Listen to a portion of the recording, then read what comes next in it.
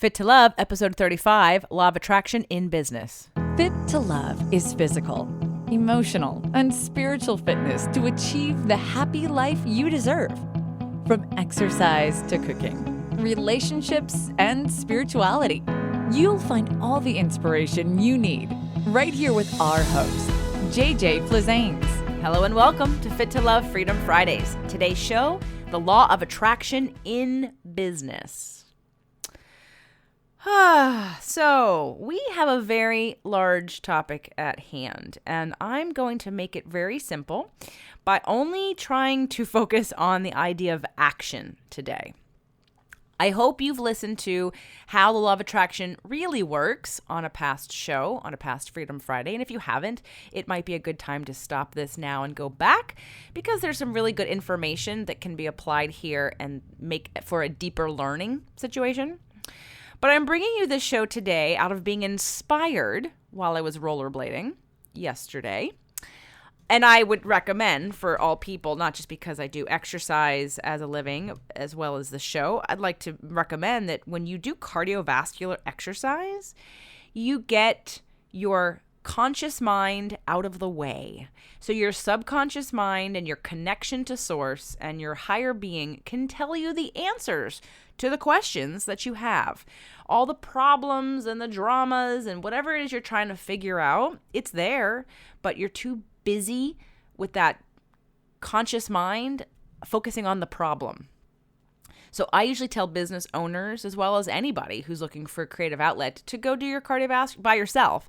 Do your cardiovascular exercise. You can even have something in your ears. That's when I always get it. I'm listening to music and I'm moving. And so all of this conscious mind, it's completely busy.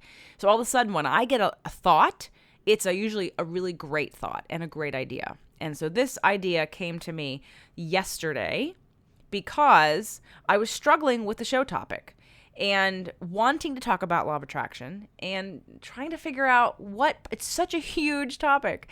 And I manifested the perfect contrast last week when I heard yet again another business coach make fun of law of attraction.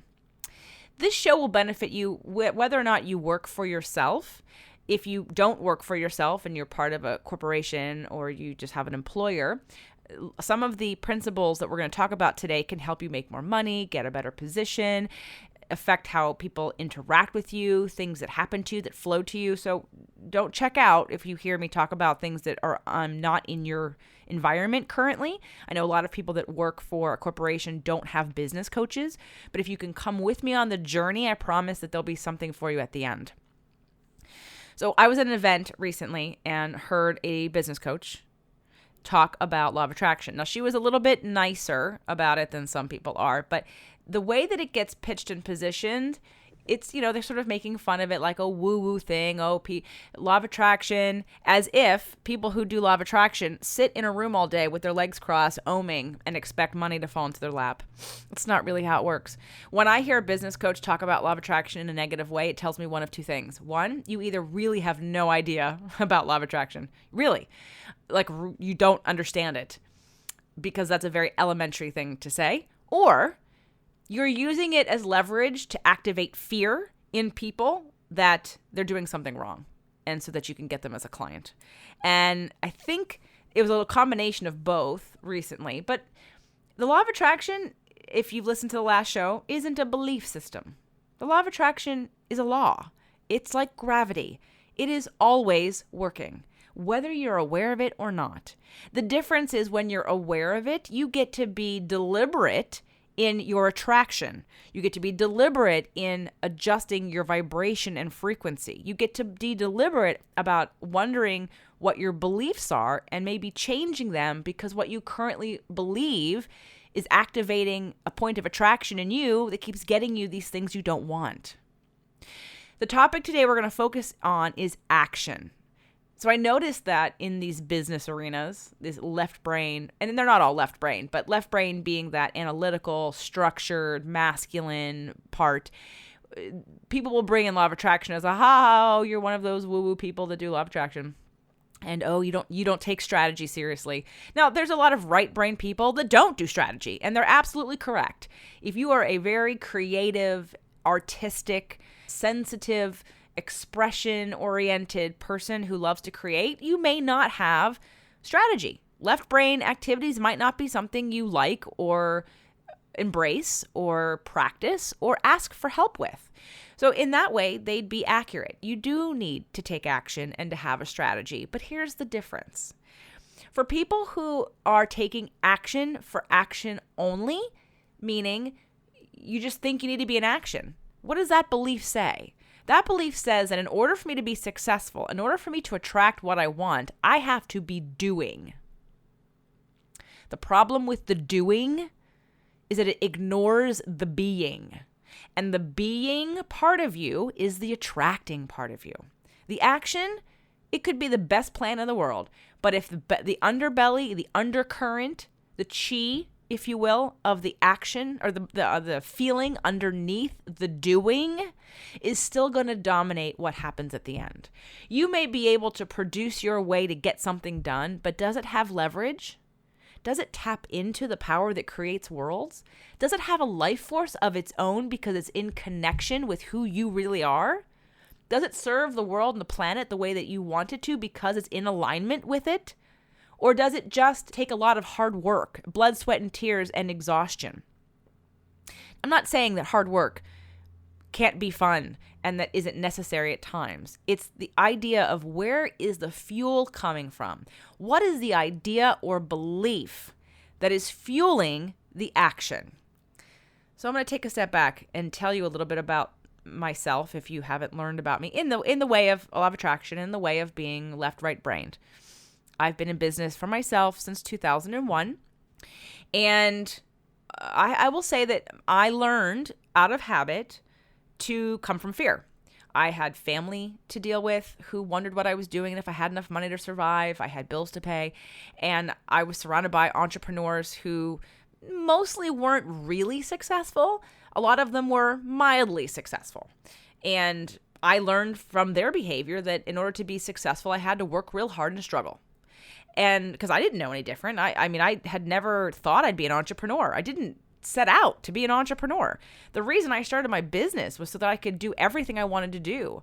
I started out acting and performing and singing and dancing, literally activating the whole right side of my brain for the first 21 years of my life. It wasn't until I started learning about personal training and the sciences involved, the biomechanics and the anatomy and the physiology and the biochemistry and mechanics, that I really start to activate and use my left brain in a way that I was really proud of and that I was really happy about. In fact, I grew up thinking I wasn't that smart. Science and math, I wasn't really good at them. They didn't intrigue me. I wasn't interested. I never connected.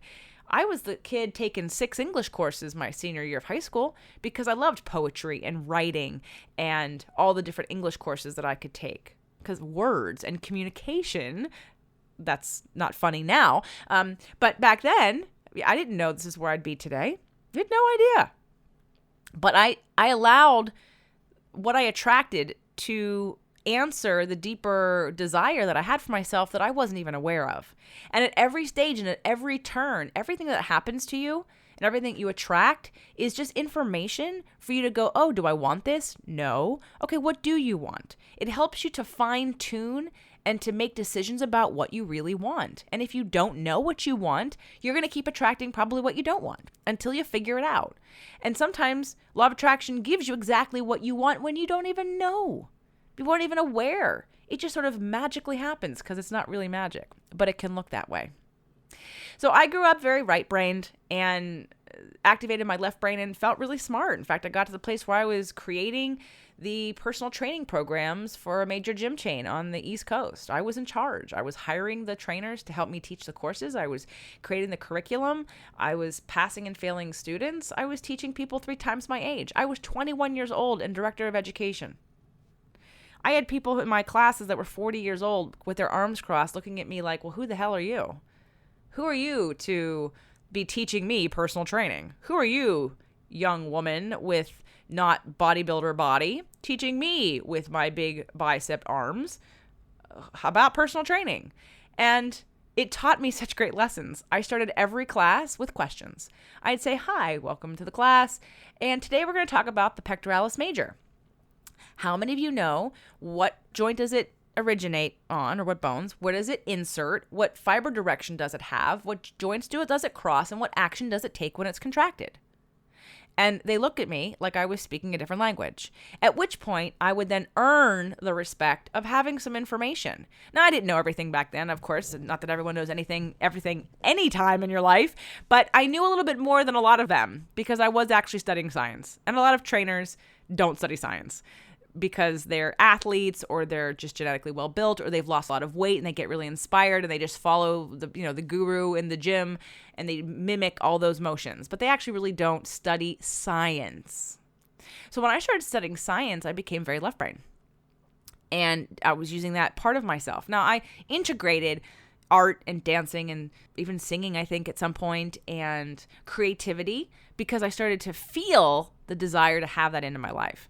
So let's fast forward to I have my own business, and I have my own business because I wanted to do both. I wanted to do entertainment, fun things, creative body, dancing, acting, singing with my creativity, and I wanted to be able to manage my schedule. I wanted to take that left brain part of me. No gym was going to allow me, first of all, it was going to pay me what I thought I was worth and allow me the flexibility to do both.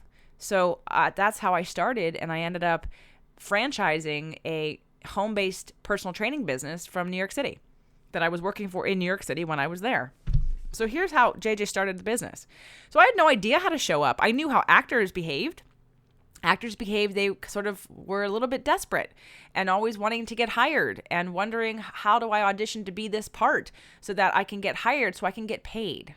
When's my big break coming? There is a lot of, and while I don't miss that process, I now realize that at least for me, and I did see it in a lot of others, there's a lot of victim mentality in that. It's not a very good place to learn empowerment. You absolutely can do it, but it's when you're just starting out and you don't have that confidence behind you of having big projects, you're giving up your power by saying, please hire me, let me perform for you and twist myself in many different ways so that you'll hire me because I need money. And in the meantime, I'm going to go work a job I hate, which is waiting tables, which I did. And I didn't hate it, but I didn't want to do it, which is why I started my own business. So now I come into this environment where I'm looking at other people in their business and I'm seeing struggle. I'm hearing people talk about struggle. I'm hearing people talk about financial struggle. So what do I think? Well, that's normal. So I guess that's how it's supposed to be. Okay. And I guess you're going to have to take action. In order to get anything, you have to take action. Okay, take action, take action, take action.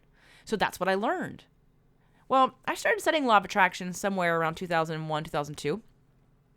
And it wasn't until 2011 that I really realized at the very deepest level of my being, I wasn't living it. Now, I had every year got deeper and deeper and got better and better and used it in different ways and was aware of it and did my best to be deliberate about what I was attracting, but I wasn't trusting it.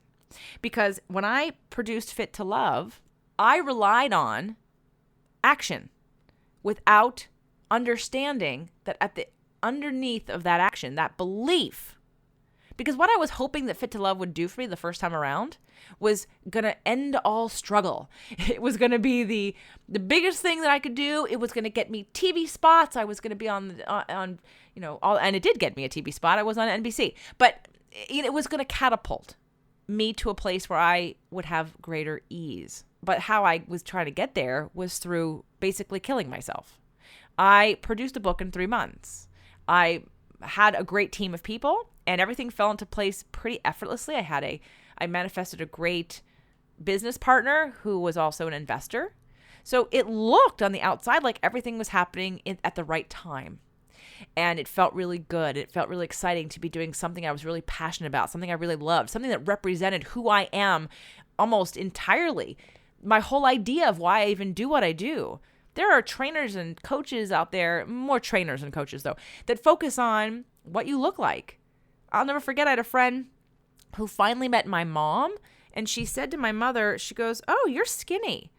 And my mother said, "Oh, why, thank you." And I looked at this friend and thought, what the heck was that? And I realized it's because I had been talking about hiring my parents a trainer. And I wanted to hire my parents a trainer so that they would stay strong and have muscle and build their bone and age optimally. It had nothing to do with their weight. And I looked at her and I said, how shallow do you think I am? And of course, we're not friends any longer. That was a long time ago. That was probably 14 years ago. But it was one of those, wow, I didn't even get that some people would perceive that I hired a trainer for my parents because I am embarrassed or have shame around what they look like. That isn't who I am. But I'm in an industry that is focused on what you look like. And looks are important, but I think only to you. If you've watched some of my videos recently, I've had a little ego battle. But I've said, you know what, this is who I am. On a couple of the videos, I'm bent down, and so it looks like I've got a roll in front of my stomach. And if you see me, I have a pretty flat stomach. It's not the leanest it could be right now, but it's pretty flat. I don't roll. If I was vain, I'd tell them to cut that out. But I was like, you know what, whatever. You either like me or you don't like me. Maybe this is the show. I've been waiting to say that, and I never knew what show to put it into. So this is the show. I get it. If you like me, great. This is who I am.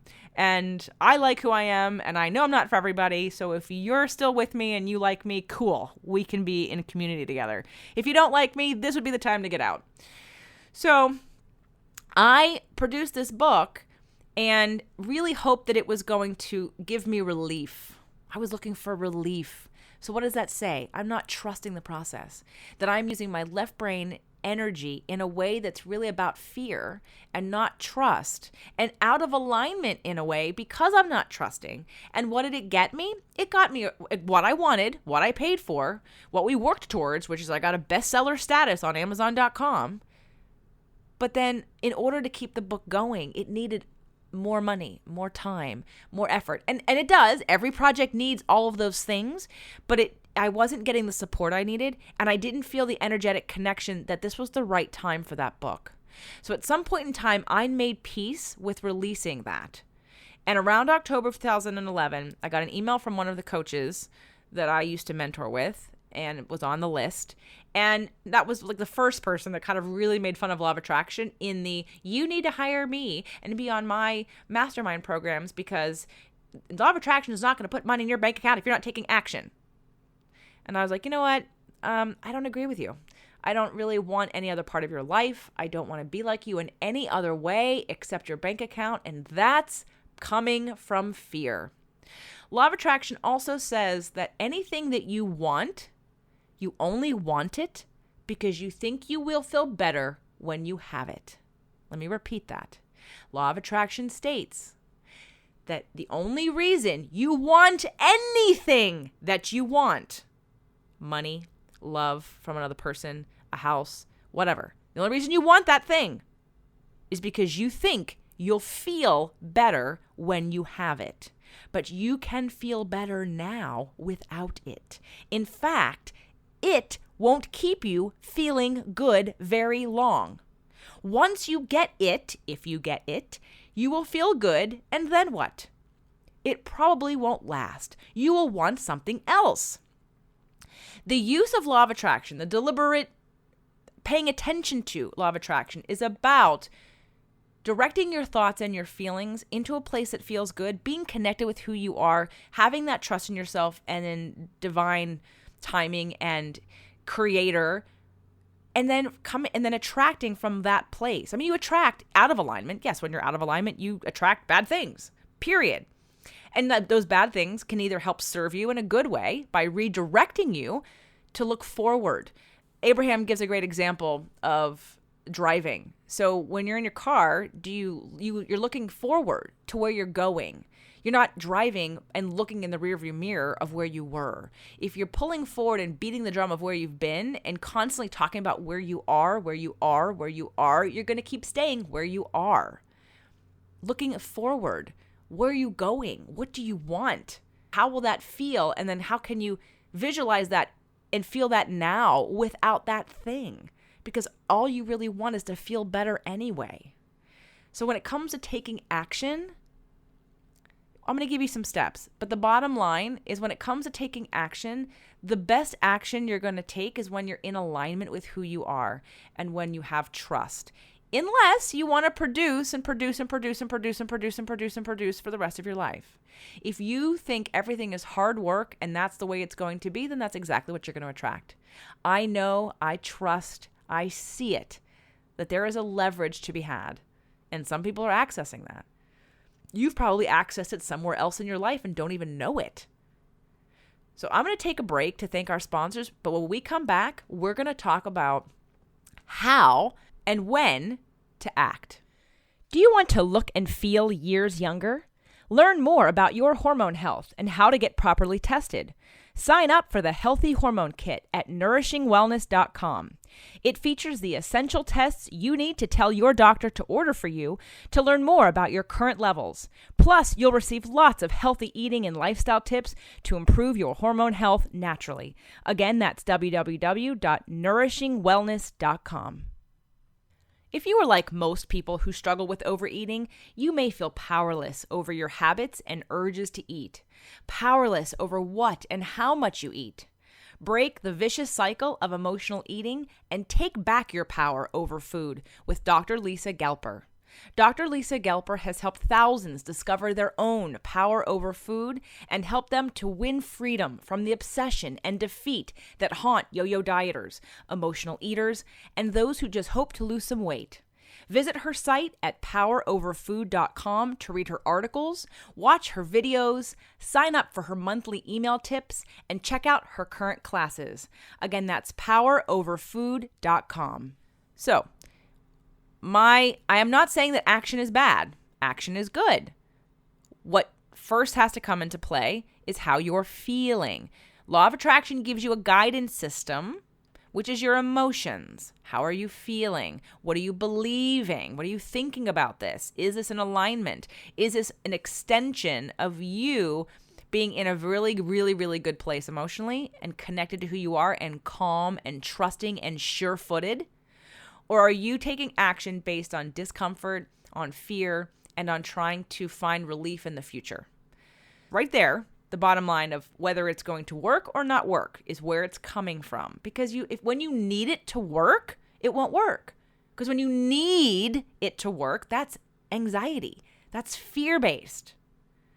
So in order for you as an entrepreneur, one of the things that I think I've talked about this on one other show, I used to read Entrepreneur Magazine when I first started. And I love that magazine. But when I first started, I was making to-do lists. The very left brain part of me was like, oh, I'm going to make a to-do list of all the different ideas and business things I want to do. I kid you not, because I have a very creative brain. I would go 5 pages in and have 3 pages of to-dos. I'd have new business ideas, new contact ideas, new product ideas. I'd get so excited about all these ideas, and then I would think I would need to carry them out. After probably 3 years of doing that, because it caused so much anxiety, because I couldn't keep up. It was not humanly possible to keep up with the amount of ideas that I had. I stopped reading Entrepreneur Magazine and I stopped making to-do lists. My life got happier and my life got better. For you entrepreneurs out there, every idea you have is not going to be the right idea. It's just an idea. Write it down and see if it inspires you the same way in 2 weeks. See if you're in the right timing for that idea, if it's the right time to pull it forward or the right players ready. So years ago, I had a friend and she had a business. She had multiple businesses. One she'd been doing for like 15 years, and it was not that it was effortless, but it worked and it continued to work. And this new business wasn't really working. And at some point I said, well, why don't you just do this business like you do that business? Why don't you make it the same thing with just a different hat? And when she did that, it flowed. It was easy. Things unfolded. She was profitable within the first 2 months. When there's an ease and a connection and it's the right idea, you're going to know. You're going to be that surfer on the wave, riding the wave in. So here's how to use action to actually make a big difference in your life. First of all, when you have the idea, ask yourself, did that idea come from fear? Am I focused on the outcome of the idea? Or am I excited by the creation of the idea? That's the first question to ask. And obviously, if you're thinking of the outcome that the idea could produce, then that is anxiety and fear. If you are just excited about the creation of the idea and how that can affect others, regardless of the income, regardless of the business plan that unfolds after that, having all that would be great. But just ask yourself that question. Secondly, if you have all of your ideas from anxiety and you don't know how to stop that, I would recommend meditating. I would recommend dancing. I would recommend exercise.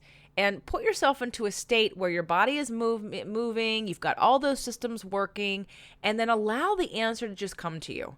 Allow that thought or idea, that brilliant thing, to just translate from your higher being or your subconscious mind into your conscious mind while you're busy keeping quiet all of the chatter of your conscious mind. Next, if you are like me and you get a lot of ideas, write them down. Some of the ideas will be great, and some of the ideas you won't feel as strongly about in a week or two. Don't act on every idea, because not every idea is going to work.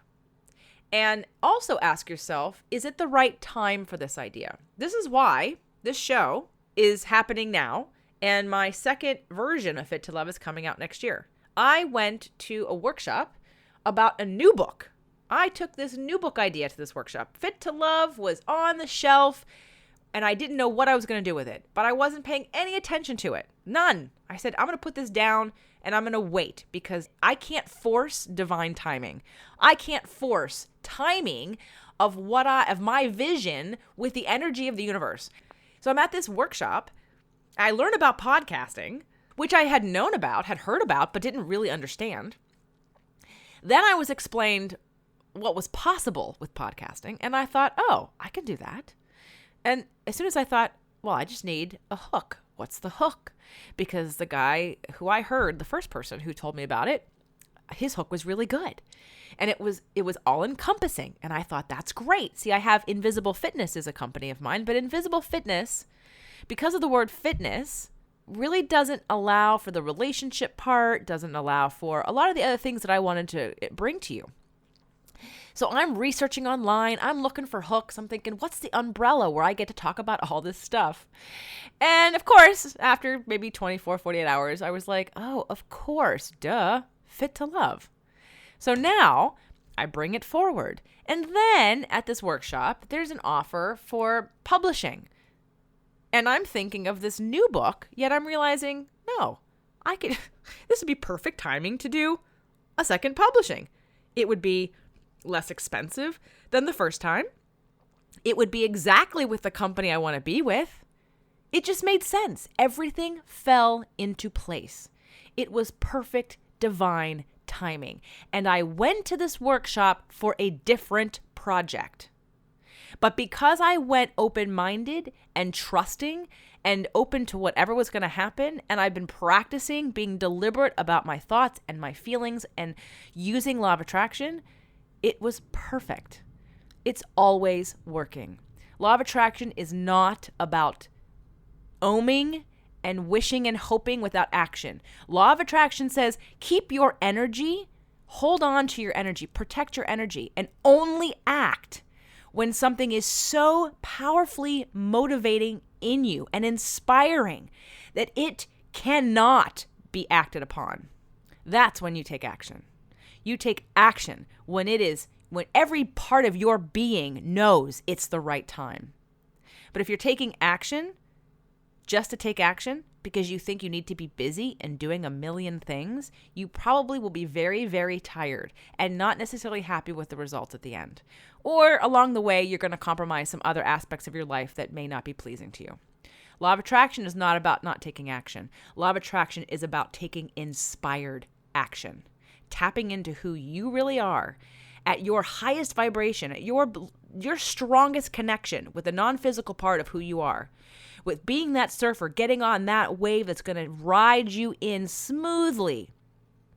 You'll have to do a little work along the way, but you're in connection with the universe. I'd love to hear your feedback on the show. Come on over to fittolove.tv. I thank you, those of you that have been listening and have given me some ratings on iTunes. I appreciate that as well. Would love that. But if you and I don't know each other personally and you do a rating for me on iTunes, come on over to the site, would you please, and say it again so I can talk with you, so we can have a conversation and I can thank you for that.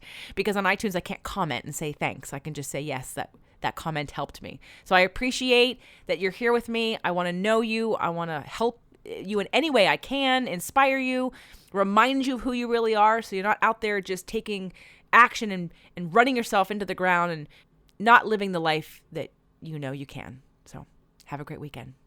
Is your website working for you? If it's not, Every Angle Media can help transform your existing business presence and build you a website that works when you're not working. Visit us online at everyanglemedia.com. Get the hottest tips and latest trends for your business success with today's Innovative Woman magazine, a free print and online digital magazine.